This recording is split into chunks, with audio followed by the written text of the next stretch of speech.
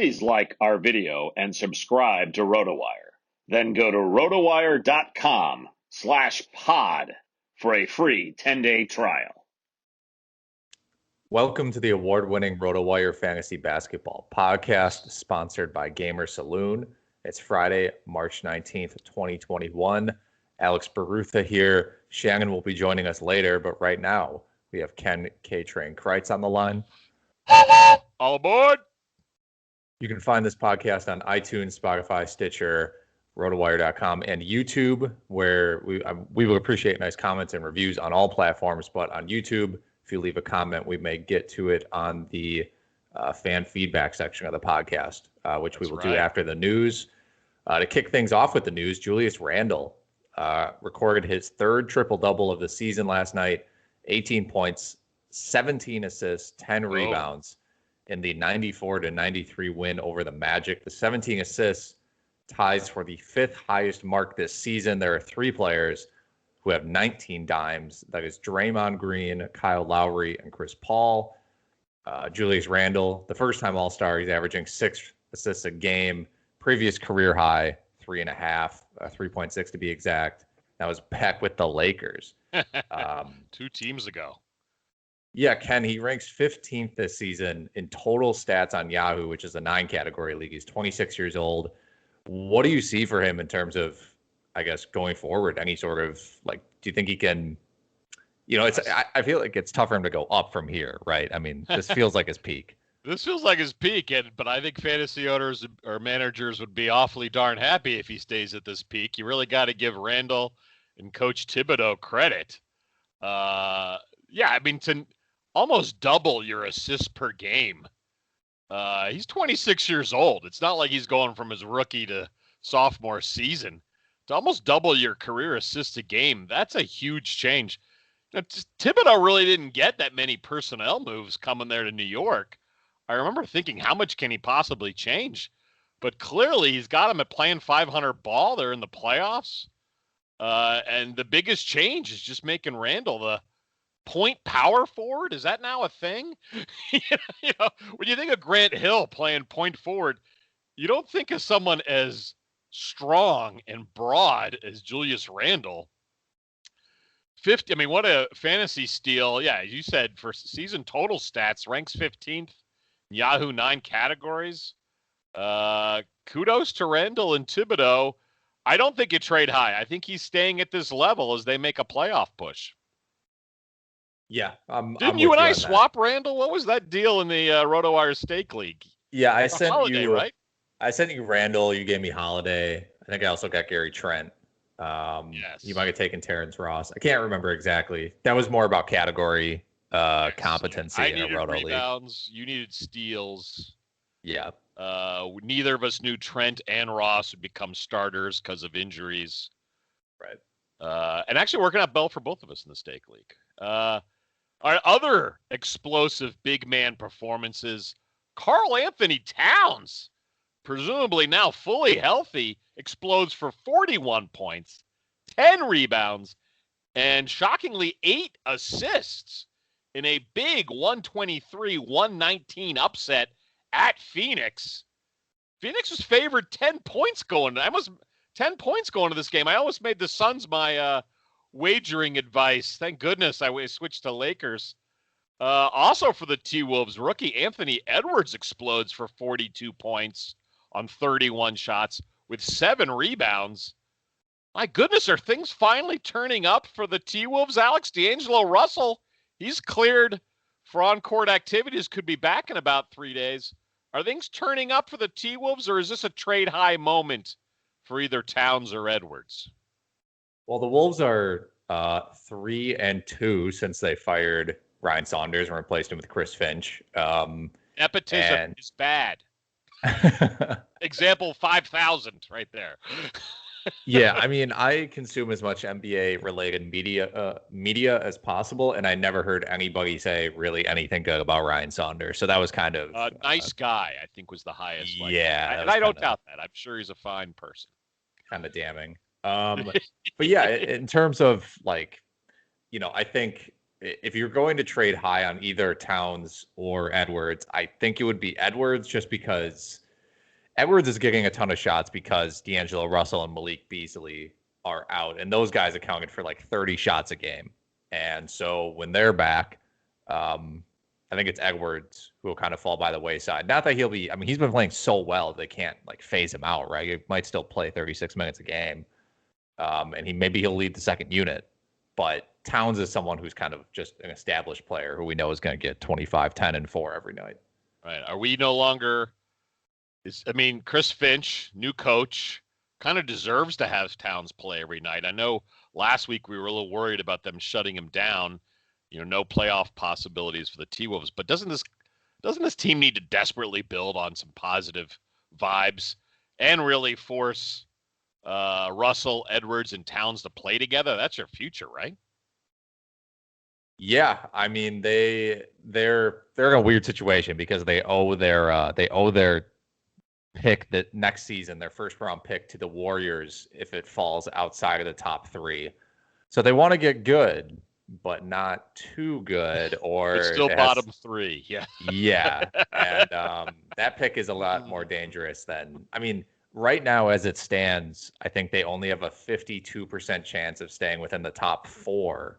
Yeah. So they need to, they're in a terrible spot, but yeah, you have the core of Towns, Russell, Beasley, Edwards. And so you want those guys to play together for sure. Well, and frankly though, I hear you about, do you move Edwards back to the bench, but don't you also want to get him just as many minutes as you can for next season? There's nothing better than court experience.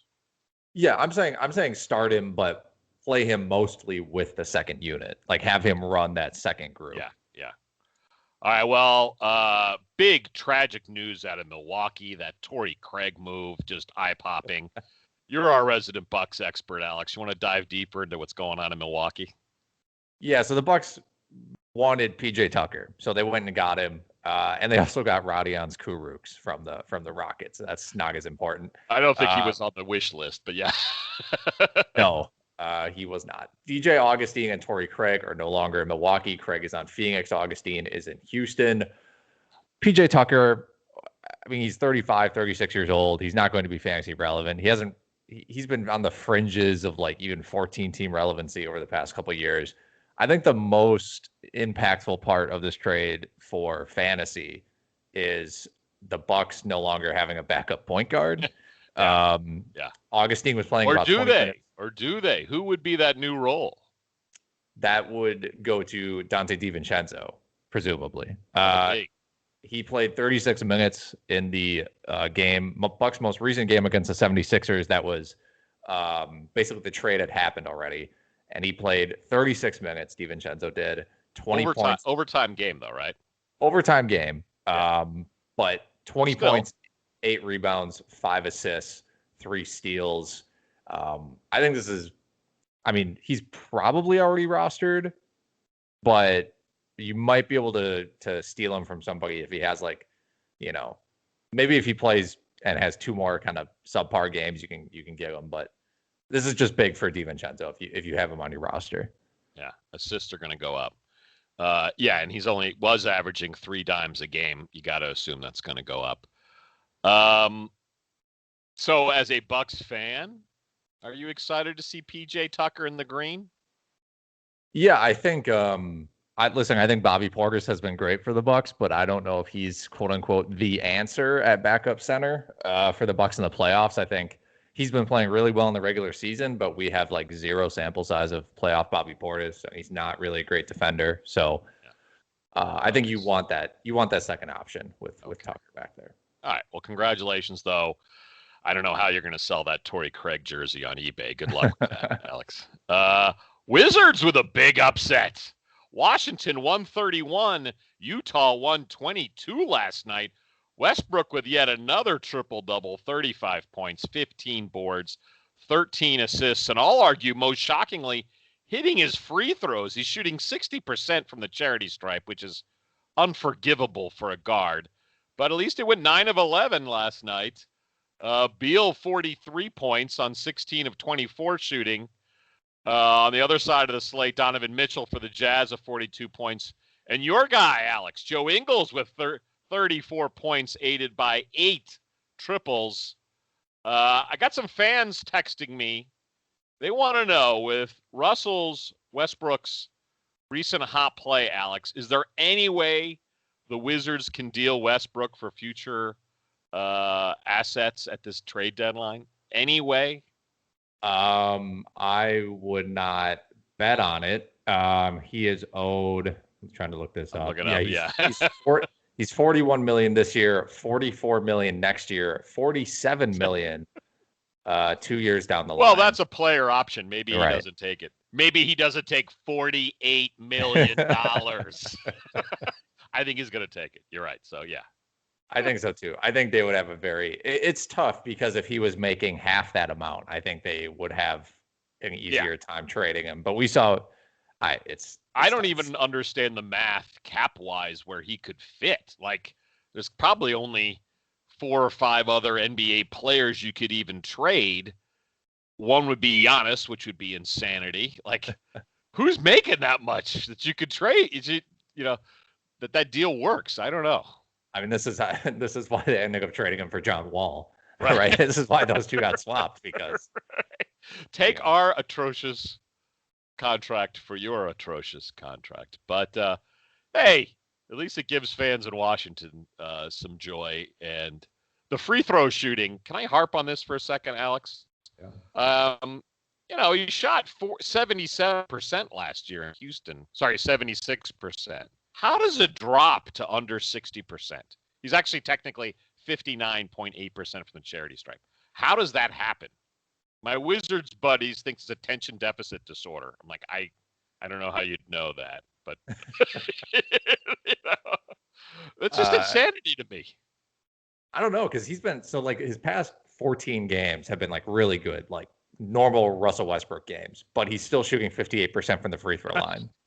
And that's going 9 of 11 last night too. Yeah, I mean, he had a 5 of 9 game from the line, a 3 of 7 game, a 4 of 9 from the line, a 2 of 5, 6 of 12. You can't be the primary ball handler if you can't shoot from the charity stripe.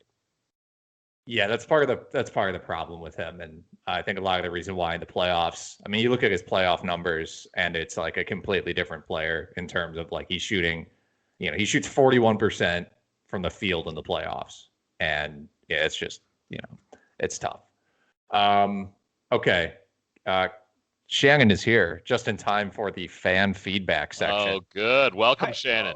Oh, I missed it. I didn't get to hype up my guy Anthony Edwards. You guys already talked about that? We already dove into the T-Wolves. What would you like to add about Mr. Edwards? Give us a soundbite or two.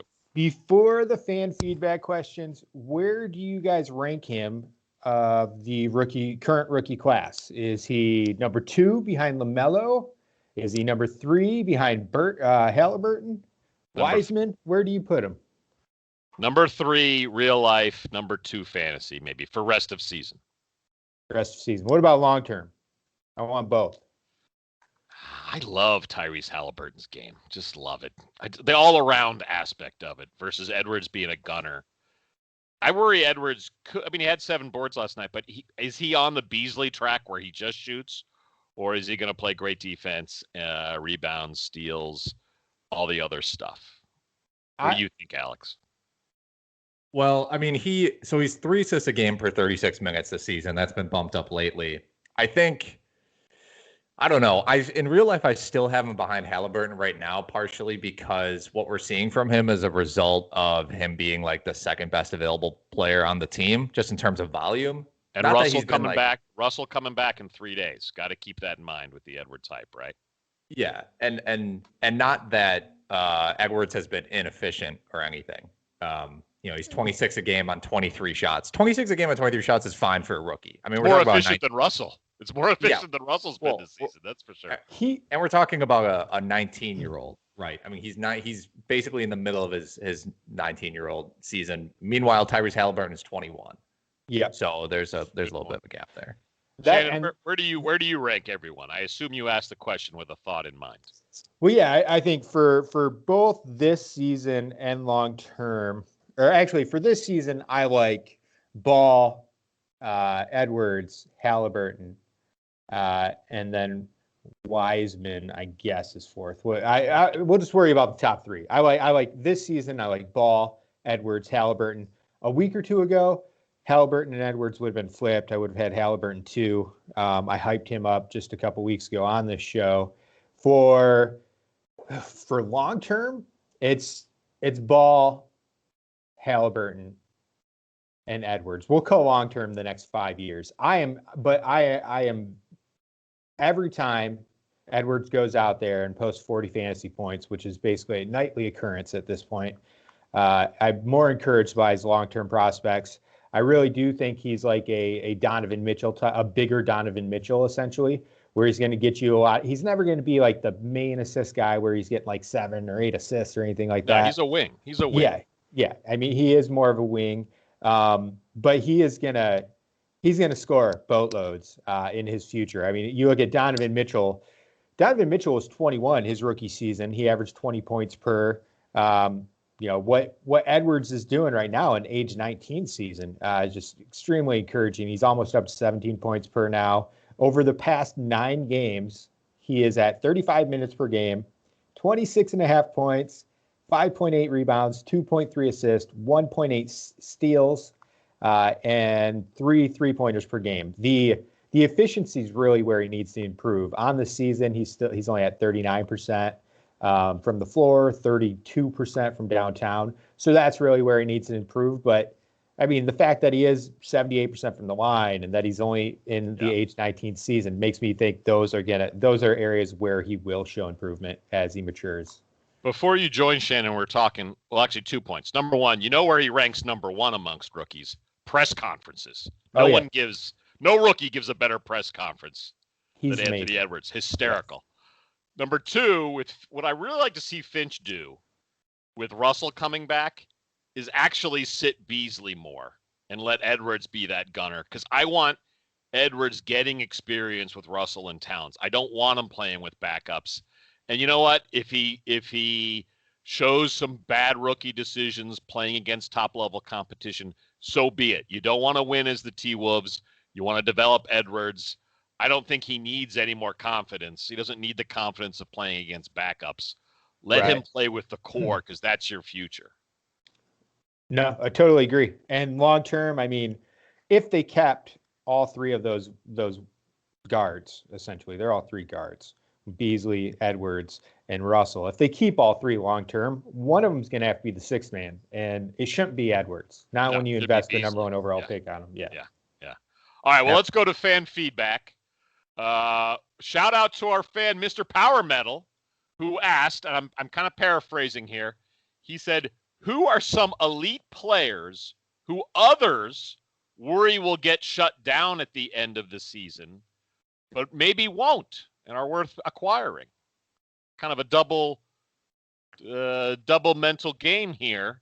You know, last week we showed a lot of concern about Karl-Anthony Towns getting shut down. Who's somebody that might have more upside than we believe during the playoffs, fantasy playoffs?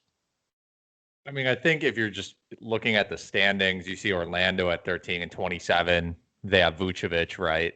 But kind of by all accounts, they are. I mean, trade deadline's not here yet. It's next Thursday. But apparently they've been holding strong on keeping him, or their asking price is insanely high. So if he stays on the Magic, I think that they seem very committed to him as an organization. And I think even if the season continues to be terrible, that they'll just play him through the end for fan engagement, essentially, because they just really like him. And it makes sense. If you're a manager of Vucevic, you're nervous he does get traded because there's no way whatever team he goes to will have more options than the Magic have right now. But he is the guy you put on the media guide cover for the Magic organization. So dumping him really makes it hard to sell the Magic on the whole. Shannon, who's your guy? Yeah, I mean, I think the Magic and Vooch was that was my immediate gut reaction as well. But I think you can also look at the Rockets and, John Wall, Christian Wood, Oladipo, even though I still believe he's going to get traded.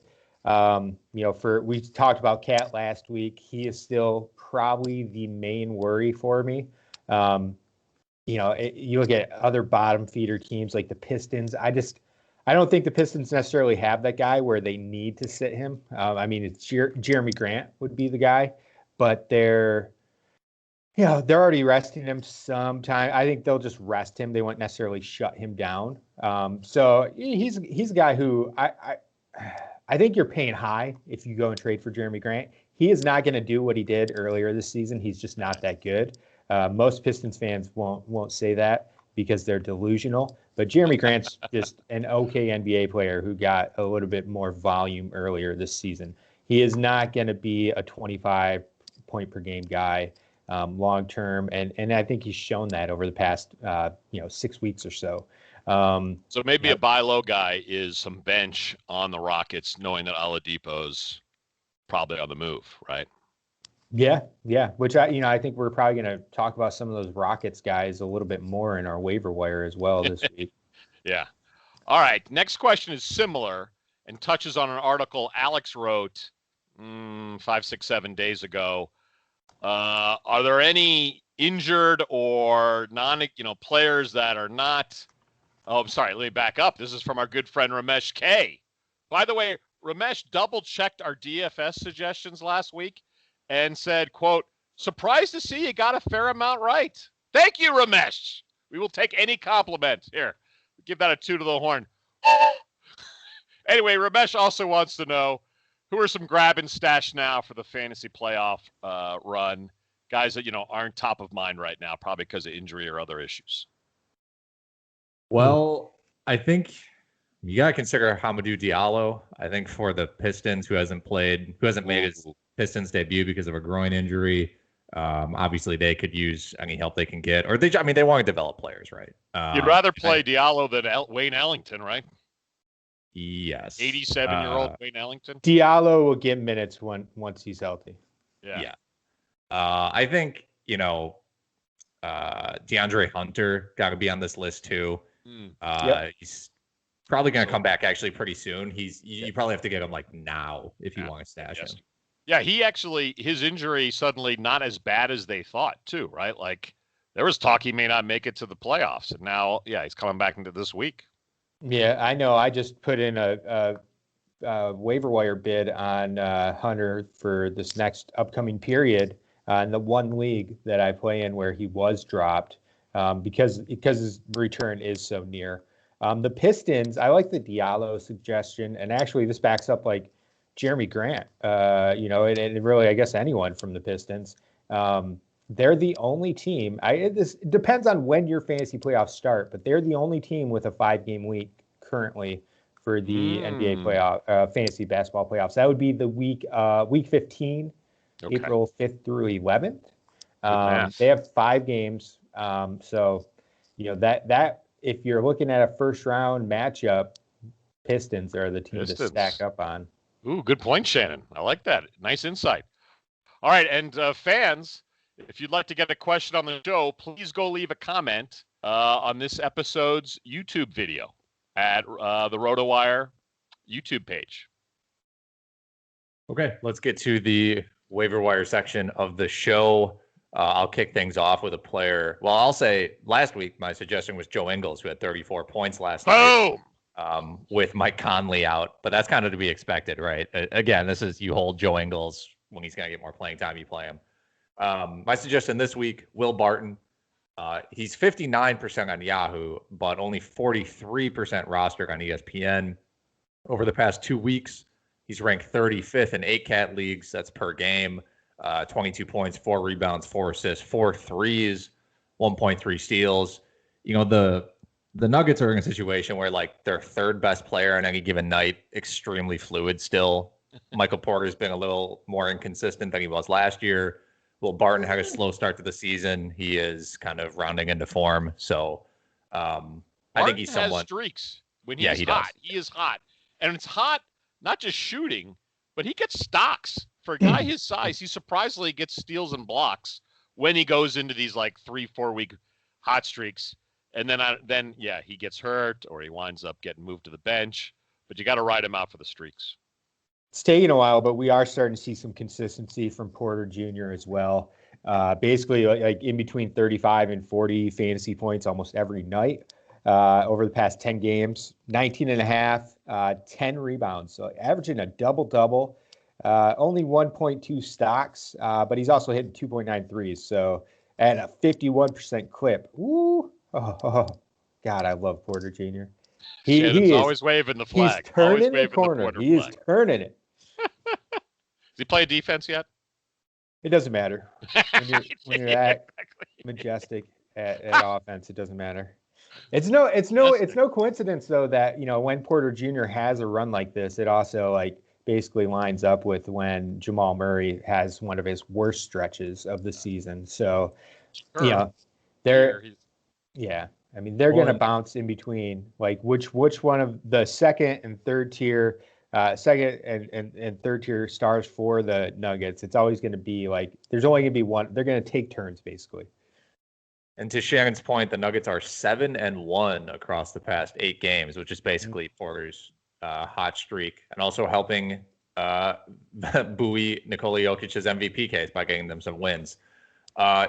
Ken, who is your available in 50% of leagues player this week? My available in 50% of leagues is also my dull choice of the week, Kelly Olynyk, 50% Yahoo, 35% ESPN. I don't think I'm going to do better than last week's Kevin Porter suggestion, but the clinic is starting every day for Miami. He's posting 14 points, 7.8 boards, 3.7 assists, and 2.8 stocks in his last 6 games. He's their power forward, for better or for worse. And they've had so many injuries across the board. They keep playing the clinic, Kelly Olynyk. All right. I'm going to show some love to Ken's Celtics.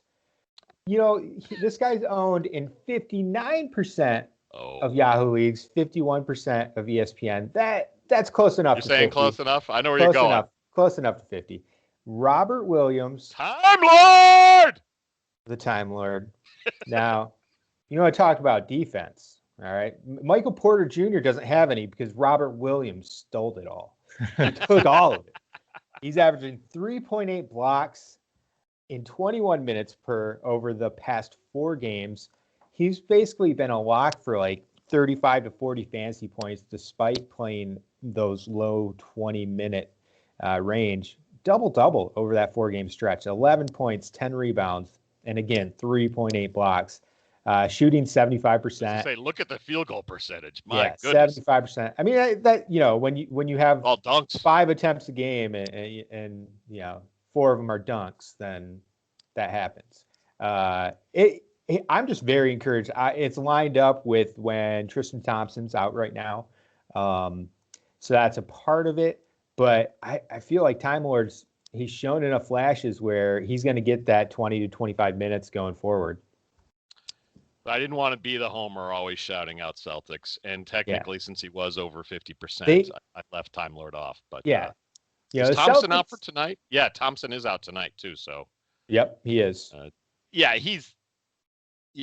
And of the 3 centers, who's your future? Daniel Tice, Tristan Thompson, or Robert Time Lord Williams? Time Lord, always. Yeah, exactly. And especially if this season's worthless, let's develop somebody. Alex, who's your long shot of the week, sir? Someone whose name we had trouble pronouncing last week is Matisse Thybulle. 11% rostered on Yahoo.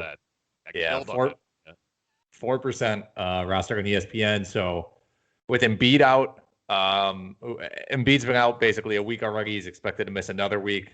Thybulle's kind of been more active. Again, not a good offensive player, right? 6.8 points and 64% field goal percentage, although that field goal percentage bump is nice.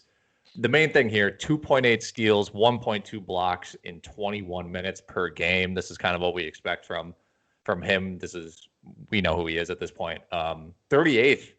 He's ranked 38th in per game value over the past 2 weeks, which is shocking. But that's what the steals and blocks will do. So you can add him and probably, maybe throw him in your lineup for next week if you're in a deeper league, and then you probably end up dropping him again. Shannon, I agree. Shannon, you got a long shot of the week pick? Oh man, long shot. All right. Or do you just want to talk about Sadiq Bey for? We'll talk about we'll talk about two guys who are close enough to 25%. All right, breaks the rules every week. Close enough. All right.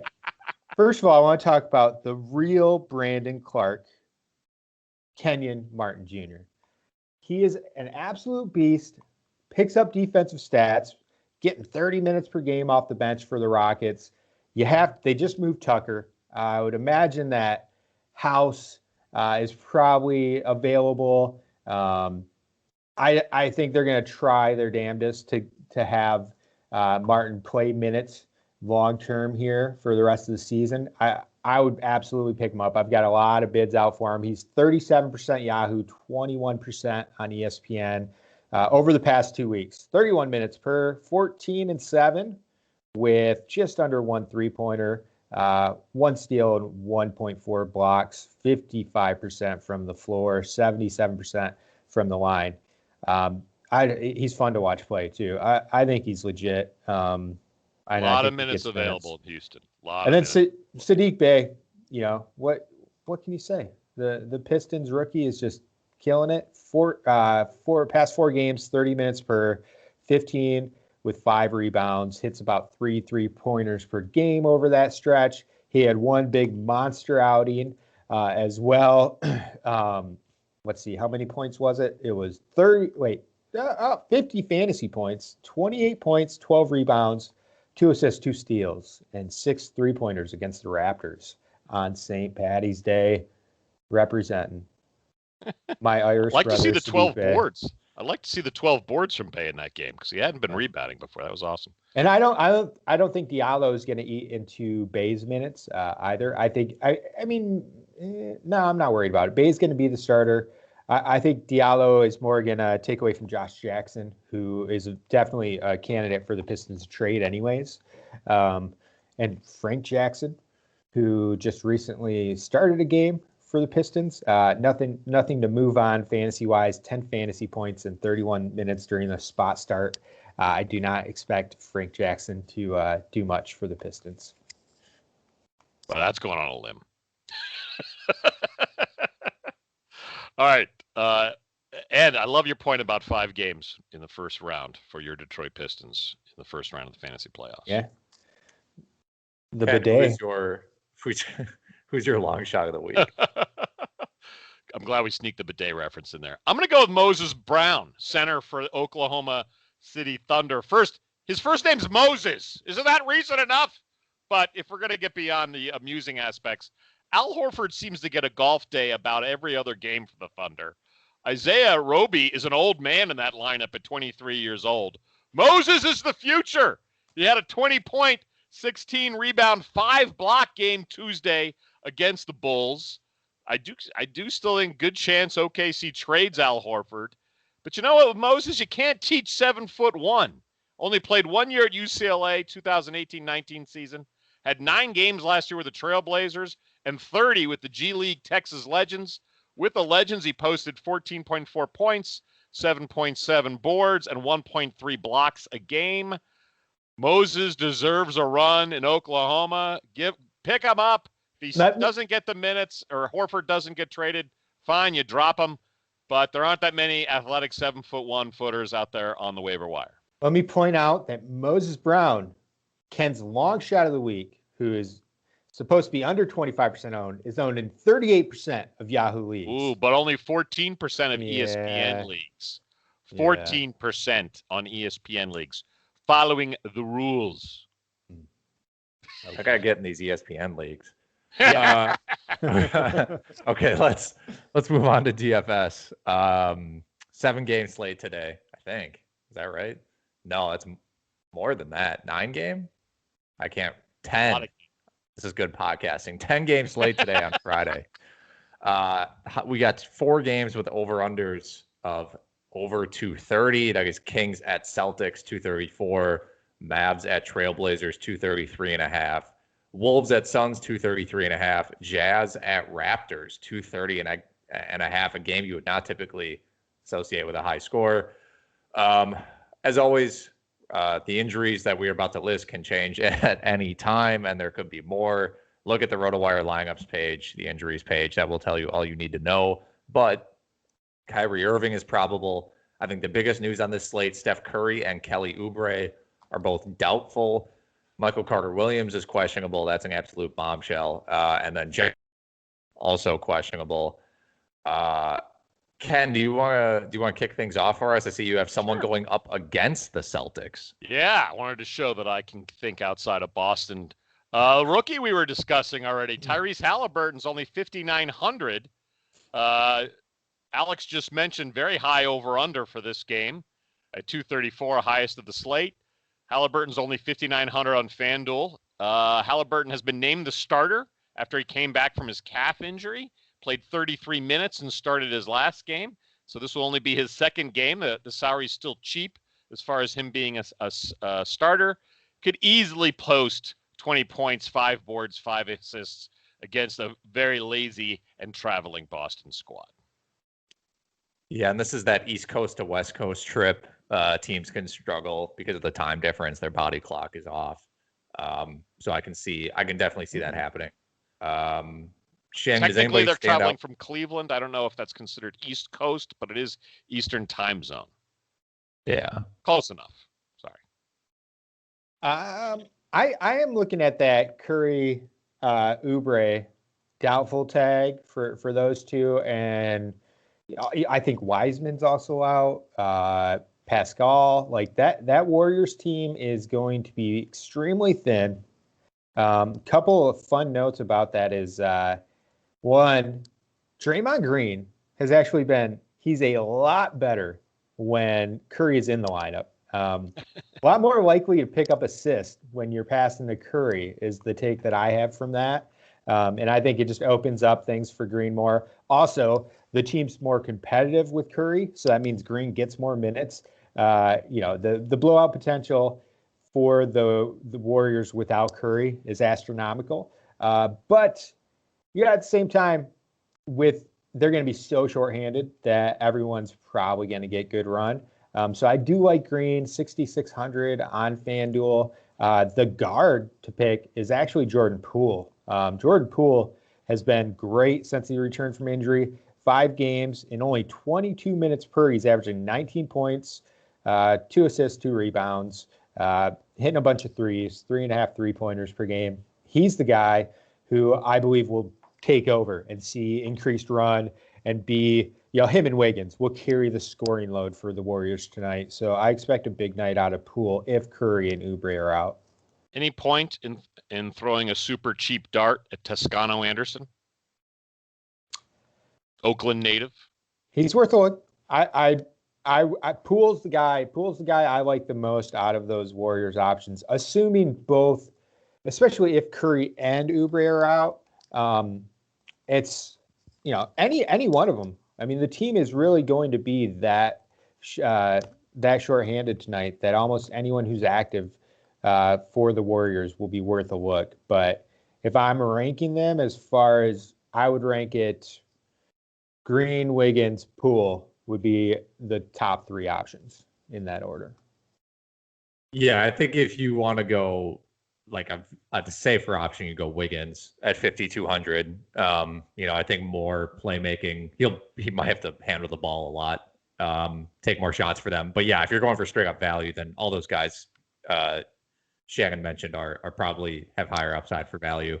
All 3 of those guys should easily be 6x values tonight with Curry and Oubre out. Alex, who do you like in San Antonio? Derrick White. He's still only 4,800 against the Cavaliers tonight. Obviously, that matchup is nice. His most recent game, he played 33 minutes and had 34 fantasy points. 2 games before that, he played 25 minutes but had 45 fantasy points. DeRozan is still out for the Spurs. So I think the salary here is really, really low for Derrick White. And I think you cash GPP. I think this is a great play for any kind of contest. Derrick White's a very interesting player because he's at the same time one of the most overrated players and underrated players in fantasy. And he Dolph. is. And Dolph. Yeah, I don't disagree with that. I mean, the trick with Derrick White for me is are the minutes going to be there? So if I know he's playing 30 minutes, I'm a lot more likely to include him in my lineup. I do currently have him in my FanDuel lineup for tonight. The 33 minutes against Chicago is certainly intriguing, encouraging. DeRozan being out, I would imagine he sees 30+ minutes again tonight. He's also doing he's basically that 34 fantasy points. He was garbage from the floor. He shot like 25% or so from the floor. It was maybe just under 30%, I think. He's 37% over the past 5 games. If he puts together a game where his shot, he gets 32 to 35 minutes and his shot actually falls, he's getting enough steals or blocks or assists or rebounds that it's going to be a monster line. I mean, legit 50 fantasy point upside. All right, guys, I think he's on both your lists. Talk about a good news story coming out of Indiana. Here's Levert against the Heat tonight. 5,600 is his salary. I think that's probably still too cheap, but the price correction came pretty fast for Levert after I feel like it was definitely too cheap. So last game, 35 fantasy points in 35 minutes, and he has 65 total fantasy points in his past 2 games. You don't love the matchup, but I watched their game against the Nets, and he looked like, it was a revenge game, but he was handling the ball a ton for Indiana. Like, he was out there making plays for them in a similar way that he was for the Nets earlier in the season. They're going to use Levert like he was being used in Brooklyn.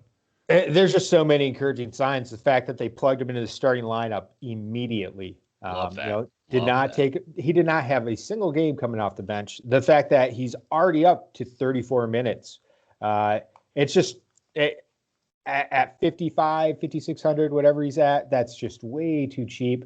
Over under wise, the matchup's not that great, but Miami also hasn't been that great at stopping opposing shooting guards.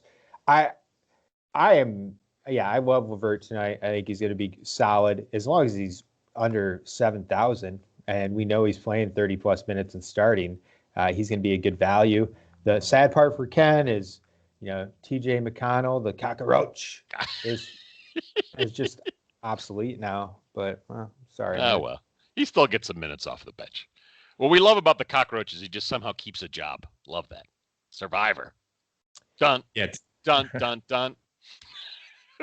During that Nets game, he literally would just put his head straight down and just drive at the basket and just throw something up. All 3'1" of them. It was awesome. Yeah. Yeah. Let's run through some other options for tonight's DFS slate. So it's a crazy slate. I think there are so many good values that you can absolutely plug in one of the super expensive guys. I've got Luka in my lineup, a guy who I rarely carve out the space for. But he's playing against. I like the matchup against Portland. He went off for like 60 some fantasy points against them last time out. I like that matchup a little bit more than like Harden. Harden's more expensive. He's playing Orlando. That game's probably going to be a blowout. Kyrie's most likely coming back tonight. But you can definitely fit some expensive guys in because you have Derrick White, you have Levert. I have Larry Nance at 5,300. We mentioned Time Lord earlier. Time Lord's 57. Jacob Poeltl is just a monster. He's like a walking 35 fantasy points now with LaMarcus Aldridge out. He's at 5,600. I think it's a toss-up between him and I like Poeltl a little bit more than Time Lord just because I think the minutes are more of a sure thing. We mentioned those Warriors. You've got guys. I'll mention another. I'm going to show more love to the Celtics. Jaylen Brown, 7,500, playing against Sacramento. Sacramento is one of my favorite teams to stack against. Brown's coming off back-to-back 50-point outings against Utah and Cleveland, two of the tougher teams to put up big fantasy nights against. Anthony Edwards, got to talk about him again. Just that monster 58-point fantasy outing against Phoenix last night. Guess who he plays again tonight? Phoenix. And he's going to do the same thing. He's going to set a new career high tonight. There's so many good options tonight. I love this slate. Yeah, I think this will be my last point because I know Ken has to get going. But to your point, Shannon, with fitting multiple high-priced guys into the lineup, the RotoWire Optimizer has basically did that. And I really like the lineup it spit out this morning, which was Doncic, Jordan Poole, Karis LeVert, Andrew Wiggins, Jaylen Brown, Larry Nance, Kristaps Porzingis, Maxi Kleber, Karl-Anthony Towns. Yeah. I'll play. Wow, it. that all fits? Wow. Yes, that does all fit. Yeah, that is a great one, and a quick little shameless shout out to our RotoWire optimizer, which has been improved this year, and we'll get you lineups like that pretty consistently. I would rather eat a pine cone than roster Maxi Cleaver. Okay, I know, but how else you gonna fit everyone? That's the one. That's the one. He's gonna get to those 5 rebounds. Come on, Shannon. Yeah, you'll want 12 and 5 in 42 minutes from Cleaver. Okay, what is your old man rant today, Ken? Wind! Damn you, wind! The vicious winds of Vermont cost me my 3-point shooting contest against my son, and for the second year in a row, an overnight windstorm blew away my big outdoor vinyl grill cover. There's no way I should lose to my 21-year-old son and horse. He skis. He doesn't play basketball. As for my grill, damn it, I think that big black vinyl cover is somewhere over New Hampshire right now. Sorry, New Hampshire. Just stick to hook shots and granny shots, Ken. Act your age. Left-hand layups. He can't do left-hand layups. That's the go-to. Was it the Wizards that were at one point named the Zephyrs, or was that another team? Because a Zephyr is just a soft gust of wind. Ooh, good. I don't know. Someone on YouTube, look that up for us. I like that. If you're old enough to have played basketball before the advent of the 3-pointer, you're not allowed to take 3-pointers, Ken. It was a little sore. It was Chicago, the Chicago Zephyrs. Chicago Zephyrs. Okay. Okay. Mispronounced names. I don't remember any. I know the Jakob Poeltl is always a tough one because it's pronounced with an R. Even though there's no R. It's I know that too, but whatever. There's a lot of pressure. What the fans don't appreciate is how much pressure this pod. We screw up names that we get right normally, but we don't have a camera in our face. This really is like the crucible of RotoWire Network podcasts. Like it's just the amount of pressure, for the takes that we have. I mean, I'm mentally doing that old man rant in my head 40, 50 times before I just spew it out here. You know, I gotta perfect things. Oh man, the pressure builds up and Shannon comes out with a take like Frank Jackson's not that good. Just imagine how much worse it would be if we were doing the NHL pod. All right. Good point. God, there are so many Jakob Poeltls in the NHL. Oh, that's an easy name in the NHL. That's an easy name. Okay, Ken. First of all, thank you everybody. Before we get to your final send off, for joining us on the RotoWire Fantasy Basketball Podcast, it is presented by Gamer Saloon. Ken, take us out of here. Let's go to TNT Studios in Atlanta, where Sir Charles Barkley, probably during his later years in Phoenix, said, quote, "I always laugh when people ask me about rebounding techniques. I've got a technique. It's called just go get the damn ball." Unquote. Thank you, Charles. Attention passengers. This 3-car fantasy train wreck has hit the end of the line.